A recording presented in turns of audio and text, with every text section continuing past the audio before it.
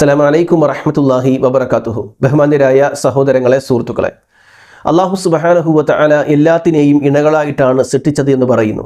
എങ്കിൽ ആറ്റങ്ങളെയും അതേപോലെ തന്നെ കോശങ്ങളെയും അങ്ങനെ നമ്മുടെ കണ്ണുകൊണ്ട് കാണാൻ പറ്റാത്ത സൂക്ഷ്മമായ വസ്തുക്കളെ അല്ലാഹു സുബ്ഹാനഹു വ തആല ഇണകളായിട്ടാണോ സൃഷ്ടിച്ചിട്ടുള്ളത്?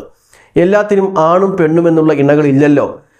അപ്പോൾ ഈ പറഞ്ഞ ആശയം തെറ്റല്ലേ എന്നാണ് പലപ്പോഴും പറയാറുള്ളത്. നാം മനസ്സിലാക്കേണ്ടത്, ഇണ എന്ന് പറയുമ്പോൾ ആൺ പെൺ എന്നർത്ഥത്തിൽ മാത്രമല്ല, ജോഡി എന്നർത്ഥത്തിൽ നമുക്ക് അതിനെ വിശദീകരിക്കാവുന്നതാണ്. ഒരു ജോഡിയായിട്ടാണ് അല്ലാഹു സുബ്ഹാനഹു വ തആല എല്ലാത്തിനെയും സൃഷ്ടിച്ചിട്ടുള്ളത്.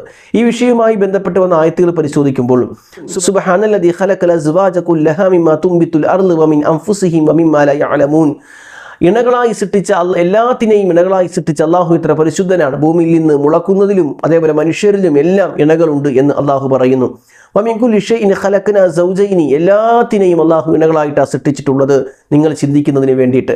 അപ്പോൾ സ്വാഭാവികമായും സൂറത്തു ദാരിയാത്തിൻ്റെ 49-ലും സൂറത്തു യാസീനിൻ്റെ 36-ാമത്തെ വചനത്തിലും എല്ലാത്തിനെയും ഇണകളായിട്ടാണ് സൃഷ്ടിച്ചത് എന്നുള്ളത് വളരെ വ്യക്തമായി അല്ലാഹു സുബ്ഹാനഹു വ തആല പഠിപ്പിക്കുന്ന വിഷയമാണ്. ഇത് ശരിയാണ്, എല്ലാത്തിനെയും അല്ലാഹു ഇണകളായിട്ട് തന്നെയാണ് സൃഷ്ടിച്ചിട്ടുള്ളത്. ഇപ്പോൾ വൃക്ഷങ്ങളെ നോക്കിയാൽ ഇണകളായ വൃക്ഷങ്ങളുണ്ട്, ആൺ വൃക്ഷവും പെൺവൃക്ഷവുമുണ്ട്. അതേപോലെ തന്നെ പക്ഷികളെ നോക്കിയാൽ ആൺപക്ഷിയും പെൺപക്ഷിയുമുണ്ട്. മനുഷ്യരെ നോക്കിയാൽ ആണും പെണ്ണുമുണ്ട്. മൃഗങ്ങളെ നോക്കിയാൽ ആൺമൃഗവും പെൺമൃഗവുമുണ്ട്. കാരണം എങ്കിൽ മാത്രമേ സന്താന ഉൽപാദനം നടക്കുകയുള്ളൂ.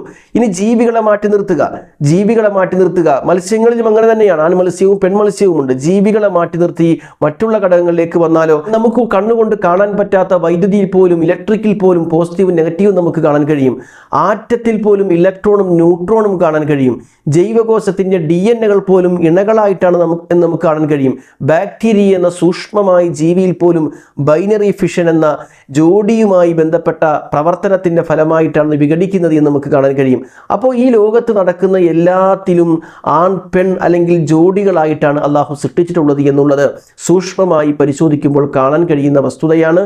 അതൊരു തെറ്റായ പരാമർശമല്ല.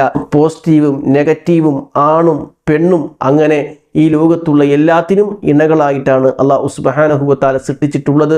അത് ജീവിവർഗത്തിൽ മാത്രം പരിശോധിക്കുമ്പോൾ കാണുന്ന കാര്യമല്ല.